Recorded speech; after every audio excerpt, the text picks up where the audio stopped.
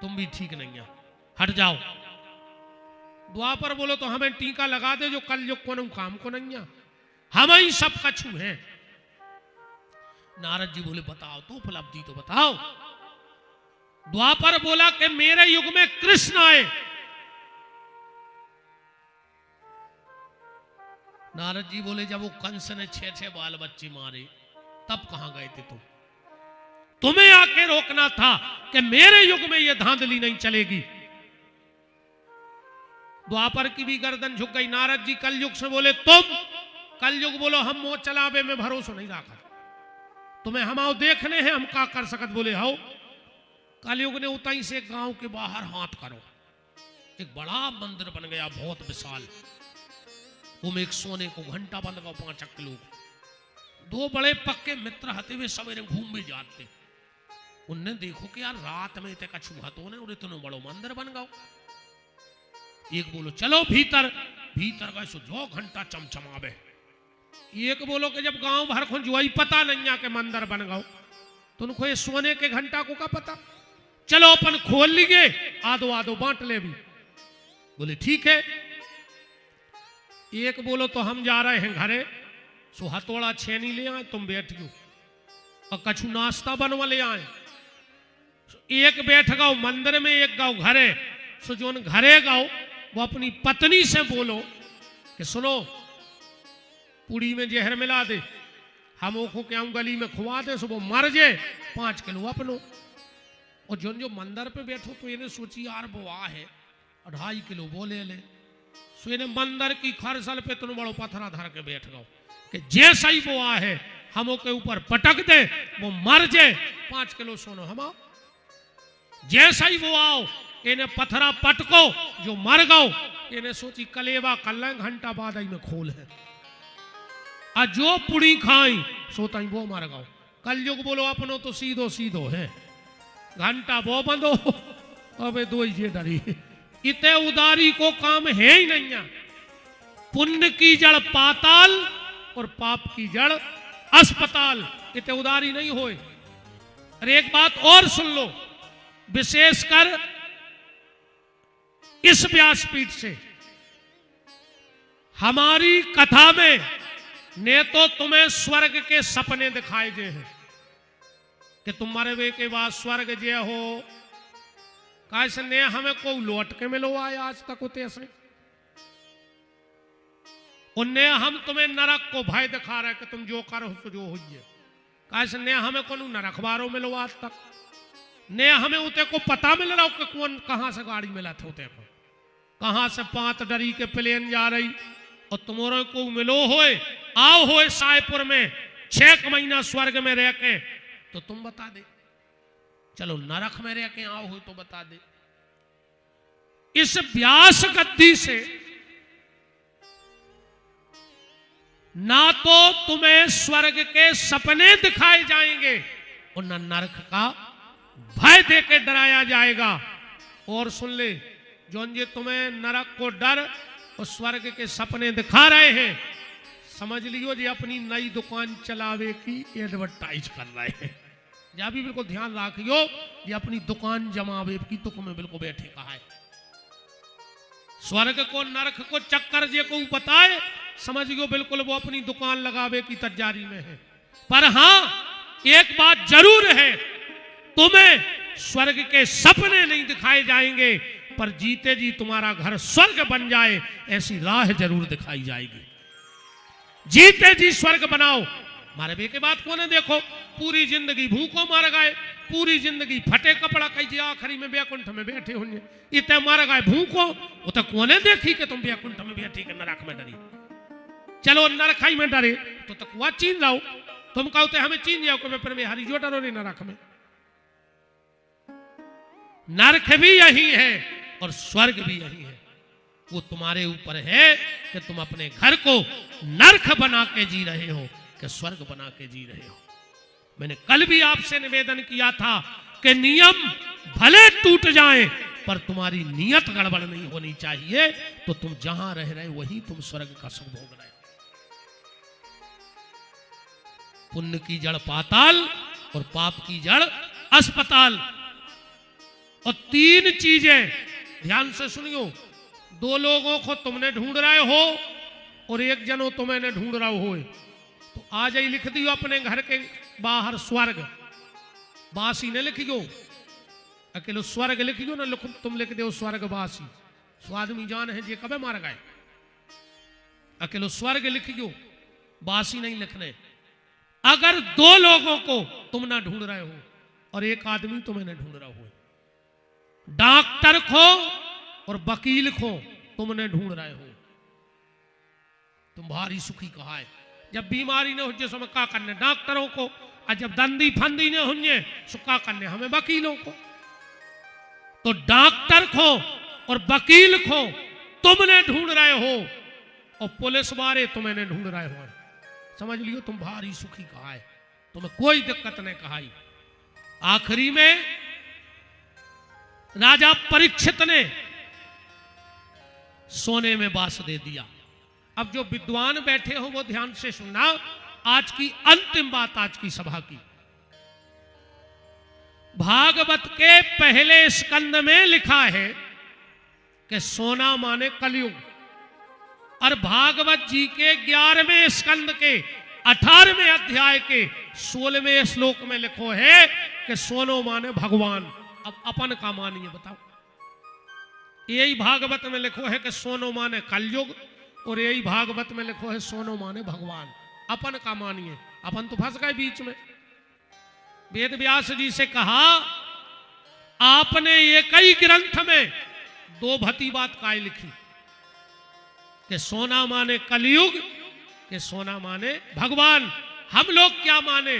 व्यास जी बोले एक काम करो, पुराणों के हाई कोर्ट में केस लगाओ और वहां के जज का जो फैसला होगा वो मान्य होगा। पुराणों का हाई कोर्ट कौन है? रामचरितमानस। और जज कौन है? गोस्वामी तुलसीदास। तुलसीदास जी की अदालत में केस लगा कि व्यास जी ने एक ग्रंथ में दो भती बात कर दी। तुलसीदास जी बोले हो जाता है कभी कभी, तो बोले फैसला, बोले एक चौपाई पढ़ ले, फैसला हो जाए सोनो माने कलयुग के सोनो माने भगवान। कौन सी चौपाई? तुम ही निवेदित भोजन करही, अप्रभु प्रसाद पट भूषण धरई। अच्छा, कितने जनों में समझ में आ गए ये चौपाई से कि सोना माने भगवान के सोना माने कलयुग? हाथ उठाओ। 4-5 जनों में आ गई है समझ में। सुजी कल तुम्हें बता दे, अपन आगे की चर्चा करेंगे। अब भाई जो चीज तुम्हें समझ में आ जाए मैं अपन का खुद समय खराब करेंगे भाई। जो अच्छा जब बताओ समझ में कौन कौन को नहीं आई? हाथ उठाओ। चलो 4-5 जनों ने समझ में पे उठाई, 20 जनों ने बिना समझे पे उठाई, तो बाकी के कहते हैं काय खुआए, काय खुआए। बीच बीच में हाथ उठाते रहेंगे, भगवान ने उठा ले।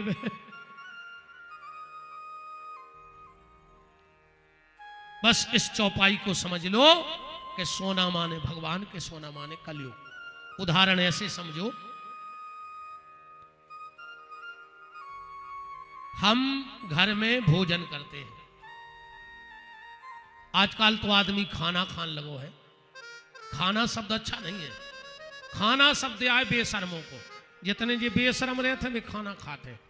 सामने वालों तुमसे क्या कह रहा हूं? खा ना, मना कर रहा हूं कि नहीं कर रहा हूं? खा ना, और तुम बैठ गए तो तुम बेशरम कहा है कि नहीं कहा है? तुम तो खुद बताओ। और आजकल तो भज्जा और ऐसी भावई बनी है, अब को उसे कहो कि खाना खा ले, सो कहते घर खाएंगे घर। अब रोटी नहीं खा रहा आदमी, कहीं खाना खा ले, कहीं हम घर खाएंगे। अच्छा, ऐसे आदमी जब बुलाव चाहिए जब पुरानों मकान पटकने हुए, तो तुम खूब लगे रहते कि घर खाएंगे। अब तुम जो गिलाव खा ले, तुम जो ईंटें खा ले, तुम जो खपरा खा ले, ऐसे खूब तो लगे रहते कि घर खाएंगे घर खाएंगे, अब खा ले। अच्छा, आदमी जाए नहीं घर खाएंगे। अब इतनी अन्न की कमी नहीं आ रही कि तुम ईंटें भकन लगो। भोजन करो अच्छे प्रेम से। तो बात ये समझा रहे हैं हम आपको, हम घर में बैठे हैं, एक थाली में दाल है और एक में रोटी है।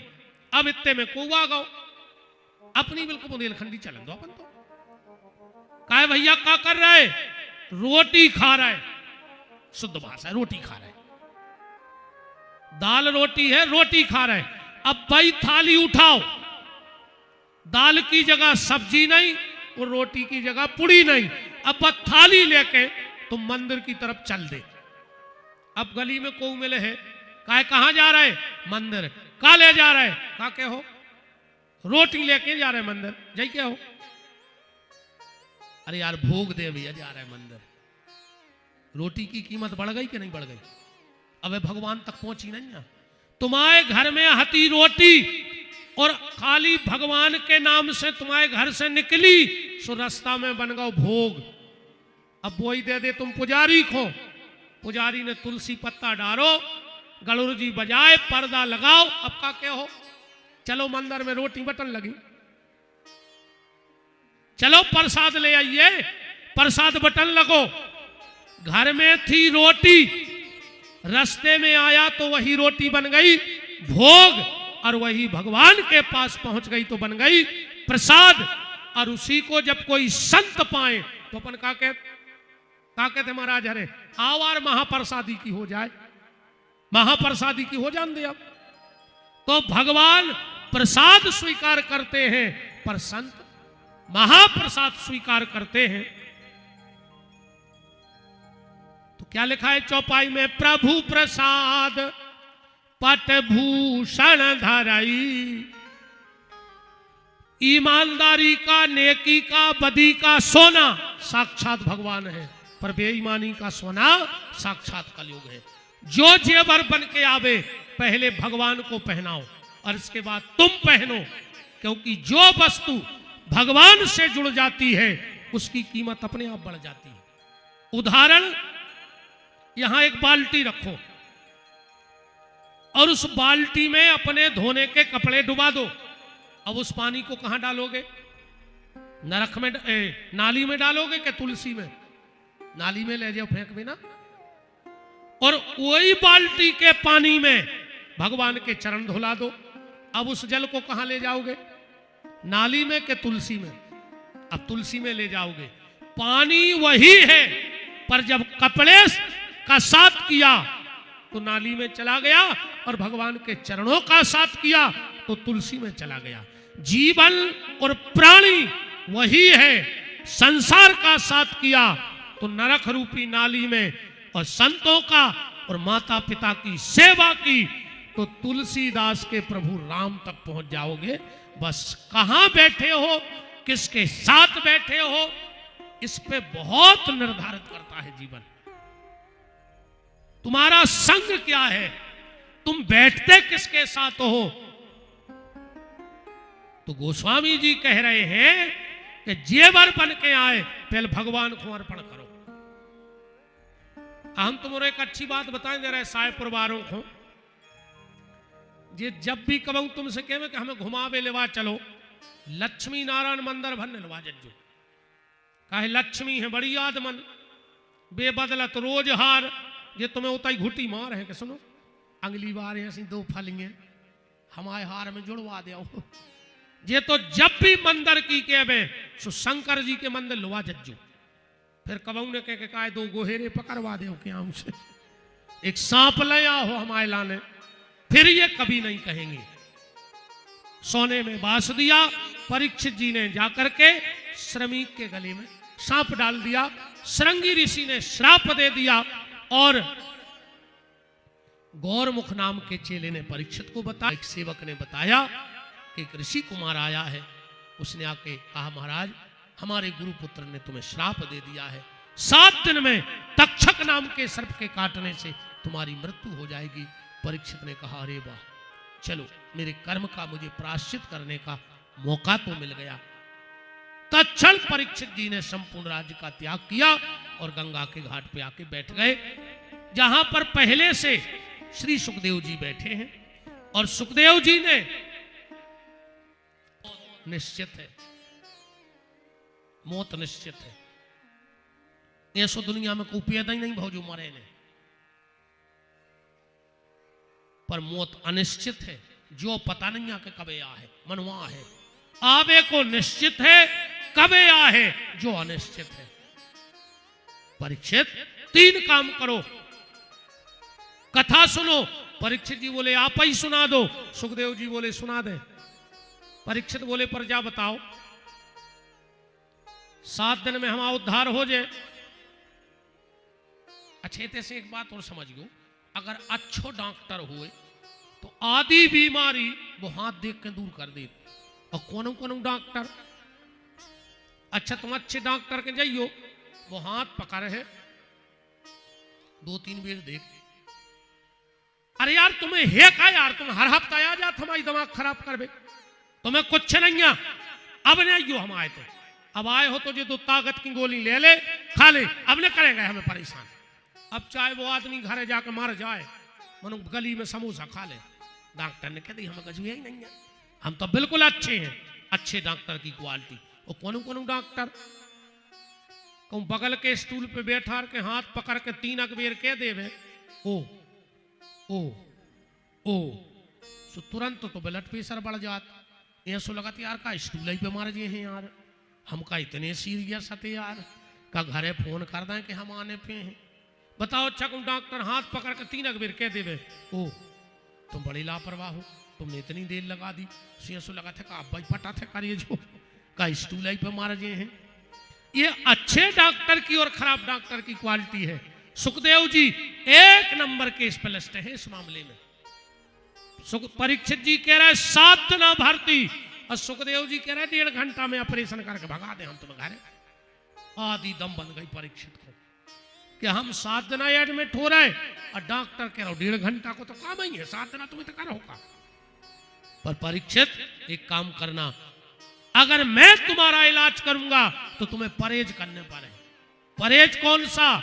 चिंता। चिंता न करिए। परीक्षित बोले चिंता ना करें तो क्या करें? बोले चिंतन। अच्छा, चिंता में और चिंतन में अंतर का है? अगर तुम चिंता करो हो तो चिता मिले है, और चिंतन करो हो तो सच्चिदानंद परमात्मा श्री कृष्ण मिले है। बस तो अंतर है।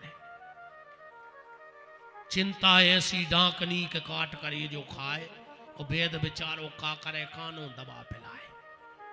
बिल्कुल चिंता न करो। तो जो कई बार हमने देखो है, सियाने सियाने मोड़ी मोड़ों को डांटा थे, खा ले अब जे देना हम है सो, जो देना हमने हुई है वो दिन पर है तुम्हें पता।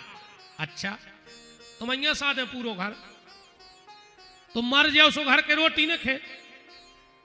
तुम्हार ज्यादा भरन में हो तो आज मर के देख ले, तुम्हें तुम्हारी औकात पता पड़ जाए। पहले तुम्हारे तय किराने को सामान थैला में भर के हाथ हुई, तुम मरो भर, अगर 11वें दिन पूरो आपे भर के 13 को सामान नहीं आवे तो विपिन बिहारी को नाव बदल दियो।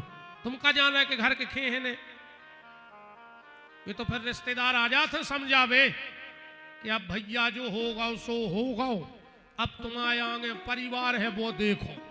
सब वो भी 2-3 दिन को भूखे आनो रे सुके तली आओ पेल खाई ना, बाद में देख भी सब। कोनों के घरे कोनों जब मरत है ये सो लगत है, ये घर के 10-12 मर है आ जाए, चल चल बैठा तो मरे मराए पे 6 आदमी पकड़ रहे, वो जाके फिर गिर पर वही पे फिर पकड़ ले आए, और आधा घंटा बाद मरघटा में दई लोग हर गया। कई अब इलाहाबाद को काकर 6 महीना पहले अजय को दे दे सो घर के जियन ने दे मुमाड़ा, और पहले उन्हें मुझे को ऑर्डर दे भी सो कि हम घरे बैठे तो मैं 13 को ऑर्डर दे आए। इसलिए मेरा निवेदन है, चिंता मत करो, तुम तो चिंतन करो, जो होगा वो अच्छा ही होगा, क्योंकि ईश्वर किसी के साथ कभी गलत नहीं करता है। तो चिंता न करो राजन, 7 दिन अभी बाकी है, पल ही पल में परलोक प्राप्त होता है।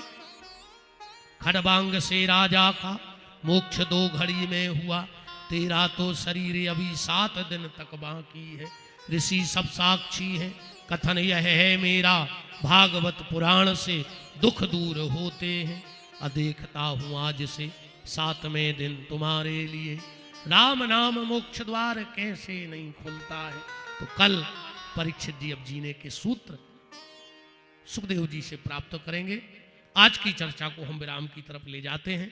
मैं परम श्रद्धेय परम सम्मानीय गौ संत ब्राह्मण गरीब, और वो कल हम रात में एक वीडियो देख रहे थे भैया, वो बच्चा गा रहा हो तो तमूरा में, आप क्या कमाल को गा रहा हो, तो कमाल को गा रहा हो। तो वो हम 3 अखबार देखो रात में घर है, क्या तमूरा गा, वो चाहे उड़ीसा की मंगवा दे, कक्का मोरो भी आओ करा दे उन्हें गाओ है वो कितने अच्छे शब्दों से गा रहा हो। तो भैया के लिए वास्तव में कई बार लोग हमसे आदर भी पूछत हैं कि तुम भार्गव जी की इतनी तारीफ करत काहे हो, का स्वार्थ है, का स्वार्थ है कि तुम हर मंच से तारीफ करत। हमने कहा मेरा इतना स्वार्थ है कि हजारों गैया सुरक्षित है, हमारा जो स्वार्थ है। हजारों ब्राह्मण बालक वेद पढ़ रहे हैं, विपिन बिहारी को जो स्वार्थ है। हजारों बेटियों के घर बस गए, विपिन बिहारी को जो स्वार्थ है भार्गव जी से।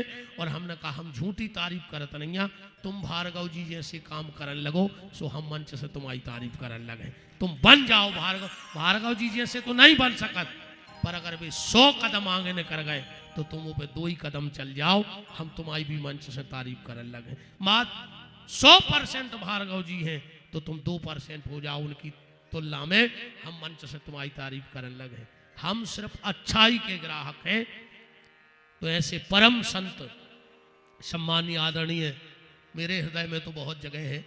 और हम तो रैली विधानसभा जब आओ जही सोचा थे कि संत के नगर में जा रहे हैं, तो मैं चाहता हूं ए भाई हरो 2 मिनट बैठ जा, जे को भाग जाओ सो सूप न खा की बाऊ कहाँ है, भागो को जे को भाग जाए ना धल्ली को सूप न खा साहेपुर में, बैठ जाओ 2 मिनट को। बिना आरती के नहीं जाएंगे। सत्यनारायण की कथा नहीं सुनी, कलावती गई थी प्रसाद छोड़ के, कलावता की नाव डूब गई थी। अकौ कलावता गाओ बिना प्रसाद को तो कलावती से हाथ धो बैठ। मैं परम श्रद्धेय सम्माननीय आदरणीय भार्गव जी से निवेदन करता हूं कि 2 शब्द जोरदार तालियों से एक संत नेता का स्वागत सम्मान। व्यासपीठ भी जब ऐसे राजनेता जिनमें संतों का स्वभाव होता है तो उनको देख करके हर्षित और गौरवान्वित होती है। जो काम संतों का है वो भारत के राजनेता गोपाल भार्गव जी कर रहे हैं। हम लोगों के आधे से ज्यादा काम आप कर रहे हैं। परम सम्मानीय आदरणीय भार्गव जी।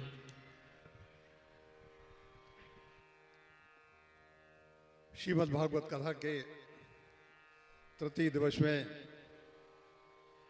आज मेरा बड़ा सौभाग्य है कि भले ही अल्प समय के लिए सही लेकिन कथा सुनने का सौभाग्य मिला। और कहते हैं एक घड़ी आदि में बुनियाद, और तुलसी संगत साधु की हरत कोट अपराध। ऐसे बड़े साधु जो साधु स्वरूपा ही है, प्रवचन भी नहीं करते सिर्फ, बल्कि गौ सेवा भी करते हैं। अनेकों प्रकल्प भी इन्होंने चलाए हैं। ऐसे हमारे व्यास गद्दी पर विराजमान हमारे ही अपने बुंदेलखंड के बहुत ही लोकप्रिय कथावाचक श्री विपिन बिहारी जी महाराज एक बार भगवान का स्मरण करेंगे। बोलो राधा कृष्ण भगवान की, लक्ष्मी नारायण भगवान की, सिद्धि विनायक भगवान की। साथ में कथा के यजमान नगर परिषद के अध्यक्ष देवराज जी जो सपत्नी के यहाँ पर विराजमान हैं, पूर्व अध्यक्ष प्रतिनिधि मनोज भाई, चंचल भाई, हमारे भतीजे सोने जी महाराज जी, रामस्वरूप जी, हमारे राम सिंह जी, भाईजान भी नीचे बैठे हैं, सभी धर्मों के लोग। और वास्तव में श्रीमद् भागवत की कथा ऐसी है जो किसी एक धर्म के लिए नहीं है, ये संपूर्ण जगत के लिए है। और व्यास गद्दी से जैसा महाराज जी ने कहा कि यदि स्वर्ग और नरक की कल्पना करें, यह कल्पना ही है, बल्कि क्योंकि कोई यहाँ पर पृथ्वी पर ऐसा व्यक्ति नहीं है जिसने स्वर्ग देखा हो, और कोई व्यक्ति ऐसा भी नहीं मिलेगा जिसने नरक देखा हो और यहाँ आके बताया हो कि नरक ऐसा होता है, स्वर्ग ऐसा होता है। बचपन में कैलेंडर निकलते थे, जब मैं देखता था, कलर पेंटिंग शुरू हुई थी 50-60 साल पहले, तो हमारे घर में लगे रहते थे वो कैलेंडर कि चोरी करोगे तो ऐसा होगा, हाथ काट लेंगे, या ऐसा व्याभिचार करोगे तो ऐसा होगा, ऐसा होगा, कई प्रकार की हारी से ऐसी काल्पनिक बातें छपी रहती थी। पौराणिक के आख्यानों में, पौराणिक किताबों में, कथाओं में सब उल्लेख होता है, लेकिन वास्तव में दर्शन और देखना तो किसी का नहीं हुआ कि भाई स्वर्ग में क्या है और नरक में क्या है। तो जैसा महाराज जी ने बताया व्यास गद्दी से कि स्वर्ग यहाँ है और नरक भी यही है। हम अपने पुण्य का यहाँ पर लाभ प्राप्त करते हैं और पाप को यहाँ भोगते भी हैं। तो जैसा बताया कि यदि पाप है तो अस्पताल है और पुण्य है तो सब कुछ आपके पास में है। तो इसी बात को अपनी सरल भाषा में, सबसे अच्छी बात मुझे महाराज जी की एक लगती है कि हमारे बुंदेलखंड की ही भाषा में, सरल भाषा में, अनेकों हमारे जो बड़े बड़े श्रीमद् भागवत के या राम कथा के प्रवक्ता हैं, वह ऐसी कथा करते हैं कि आधी सी कथा लोगों के मस्तिष्क में ही नहीं जा पाती, और वह बैठते सिर्फ इसलिए हैं कि अब हम आए हैं तो बैठेंगे। किसी को जमाई आ रही है, किसी के लिए उदासी आ रही है। तो यहाँ पर मैंने देखा कि अभी कोई एक व्यक्ति, मैंने 1 घंटे में देखा, एक व्यक्ति भी मुझे जमाई लेते हुए नहीं मिला, बल्कि कथा के आनंद में डूबा हुआ पूरा का पूरा ये पंडाल मुझे देखने के लिए मिला। तो महाराज जी से यही प्रार्थना है कि आपने जो सत्संग हम सभी साहेबपुर के बंधुओं के लिए दिया, तो उसके लिए मैं भी आपका आभारी हूँ। इसी प्रकार से आपका आशीर्वाद हम सबके ऊपर बना रहे, क्योंकि कथा सुनाना भी एक प्रकार का बहुत बड़ा आशीर्वाद होता है। हम अपने जीवन में एक बार भी यदि कथा का हम श्रवण कर लेते हैं, अनुसरण कर लेते हैं, तो वैकुंठ को प्राप्त हो जाते हैं। यहाँ तो पूरी कथा की धार बह रही है, पूरी गंगा बह रही है, आप सभी लोग उसमें नहा रहे। भगवान से यही प्रार्थना है कि आप सब सुखी रहें, प्रसन्न रहें, आनंदित रहें, आपके घर में खूब गृह शांति रहे, खूब धन धान्य से परिपूर्ण घर रहे। जो कुछ भी इच्छा आप करें, जो इच्छा करहु मन माही, और ईश्वर कृपा कछु दुर्लभ नाही। तो ये बात सही है कि भगवान की कृपा से कोई भी वस्तु, कोई भी चीज़, कोई भी काम हमारा दुर्लभ नहीं है जो ना हो सके। आप सभी लोग इसी प्रकार से भक्ति के रस में डूबे रहें और कथा का श्रवण करते रहें। मैं आप सभी लोगों के लिए बहुत बहुत अपनी ओर से भी धन्यवाद दूंगा। इतनी बड़ी कथा, इतना बड़ा पंडाल हमने शाहपुर में बहुत ही कम देखा है। पहली बार आसपास के लोग भी आए हैं।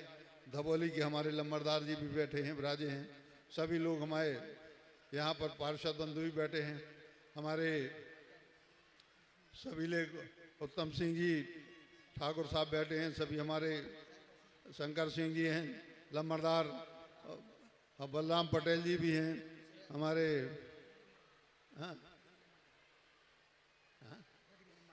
और रघुवीर लम्बरदार जी भी हैं, देवेंद्र गौर जी भी विराजे हैं। सभी लोग सम्मुख यहाँ पर मुझे परिलक्षित हो रहे हैं। सभी के ऊपर भगवान अपनी कृपा बनाए रखें। भगवान का आशीर्वाद आपको इसी प्रकार प्राप्त होता रहे, यही प्रभु से प्रार्थना है। और मैं किसी सभी का नाम एक साथ नहीं ले सकता, क्योंकि काफ़ी वक्त लगेगा, मुझे कहीं दूर भी जाना है। लेकिन वो कहते हैं ना कि एक शब्द भी यदि कथा का कानों में आ जाए तो वही हमारे लिए बहुत ही बड़ी चीज़ हो जाती है। एक प्रकार से पूरी श्रीमद् भागवत को पढ़ने के बराबर हो जाती है। तो महाराज जी के लिए प्रणाम है, सभी भक्तजनों के लिए प्रणाम है। आप लोग इसी प्रकार इस कथा के लिए अंतिम राम तक सफल बनाएं। सभी लोग जो आसपास के हैं वह भी पधारें समय निकाल कर, यही मैं सबसे विनय करता हूँ। एक बार फिर कहेंगे बोलो लक्ष्मीनारायण भगवान की, जय श्रीमद् भागवत महापुराण की, जय सभी भक्तजनों की जय जय। बहुत भार्गव जी जब दूसरी बार सायपुर आवे तो पूर्व हटाकर मंत्री बनकर ही आवे। जय हो जय हो। हाँ बिल्कुल, अब की हम तो कहते भगवान कथा के विराम में ही आप आ जाएं और हमें अपने कहने पर एक पूर्व मंत्री कहें हम कि हम सबके लाडले मंत्री महोदय आदरणीय भार्गव जी पधारे हैं। और एक बहुत अच्छी बात आपने कही कि सर्वधर्म की कथा है। वास्तव में भैया मैं कई बार मंचों से कहता हूं कि जिस दिन भारत का हर एक हिंदू स्वामी विवेकानंद और भारत का हर मुसलमान डॉक्टर अब्दुल कलाम बन जाएगा, उसी दिन ये भारत सोने की चिड़िया नहीं सोने का शेर बन जाएगा। अगर हर मुसलमान डॉक्टर अब्दुल कलाम हो जाए और हर हिंदू स्वामी विवेकानंद हो जाए, भगत सिंह हो जाए। बहुत बहुत आपके बहुत कम शब्दों में बहुत भाव होता है। मैं भगवान से जल्दी प्रार्थना करता हूं कि आप हमें भी जब अगली बार मिलें तो पूर्व ना लगे, हमें अच्छा नहीं लगता है। अब हम आरती की तरफ चलेंगे। परम श्रद्धेय सम्मानीय भार्गव जी, उत्तम सिंह जी ठाकुर साहब, हमारे देवेंद्र गौर जी, हमारे बिही बाय लम्बड़दार, अब हमें तो बिही बाय जम गए, अब हम बिही बाओं के नाम से जान है, बिही भूल है भी हमें तो ढरी भी है। सभी हमारे मनोज जैन जी पूर्व पार्षद, कथा के मुख्य यजमान श्री देवराज जी अध्यक्ष नगर परिषद, अच्छा भटावारे भी, और भैया राकेश शुक्ला जी और समस्त भक्तगण आरती में सम्मिलित हो जाइए खड़े। और परम श्रद्धेय पूज्य हमारे सौजना वाले पूज्य दद्दा जी महाराज, उनके परम सानिध्य में और भार्गव जी की अध्यक्षता में आज की आरती। खोलिए हाथ, बोलिए हमारे साथ जब तक आरती जलती है कि जिनका रखवाला है राम, उनका कौन बिगाड़े काम। जिनका रखवाला है राम, उनका कौन बिगाड़े काम। कृपा करे जब श्याम सलोना, माटी भी बन जाए सोना। कृपा करे जब श्याम सलोना, माटी भी बन जाए सोना। निर्बल बलशाली बन जावे, दुख दारिद्र निकट नहीं आवे। निर्बल बलशाली बन जावे, दुख दारिद्र निकट नहीं आवे। मेरे प्रभु की लंबी भुजाएं, अपने दास को सदा बचाए। मेरे प्रभु की लंबी भुजाएं, अपने दास को सदा बचाए। सबको मिल जाए आराम, जिनका रखवाला है राम। जिनका रखवाला है राम, उनका कौन बिगाड़े काम। दोनों हाथ ऊपर उठाइए, बोलिए हमारे साथ, हे मेरे नाथ हे मेरे नाथ, मैं आपको मैं आपको कभी न भूलूं। कभी न भूलूं। हे मेरे नाथ हे मेरे नाथ, मैं आपको मैं आपको कभी न भूलूं। कभी न भूलूं। हे मेरे नाथ हे मेरे नाथ, अब तो दया अब तो दया करो। करो। चलिए अब भगवान की आरती सम्मान्य भार्गव जी, पूज्य दद्दा जी और सभी भगत जन राम। हरि ओम चंद्रमा मनसो जातक्षसोः सूर्यो जायतो श्रोतोदयस्य प्राणशमुखादग्निरजायतो। श्री बांके बिहारी तेरी आरती गाऊं। श्री बांके बिहारी तेरी आरती गाऊं। हे गिरधारी तेरी आरती गाऊं। हे गिरधारी तेरी आरती गाऊं। हो मोरी मुकुट तेरे शीश पे सोहे। मोरे मुकुट तेरे शीश पे सोहे।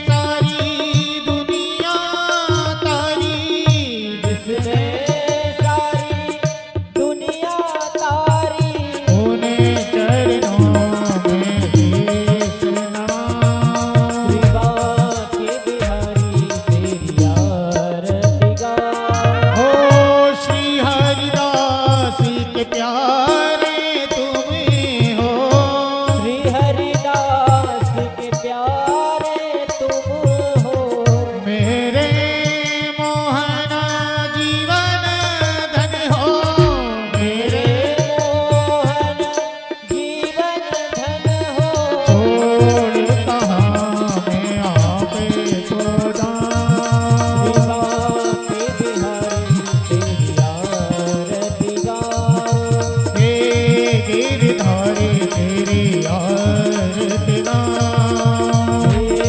गिरधारी तेरी आरती गाऊं। कर्पूर गौरम करुणावतारम संसार सारम बुद्धेन्द्रहारम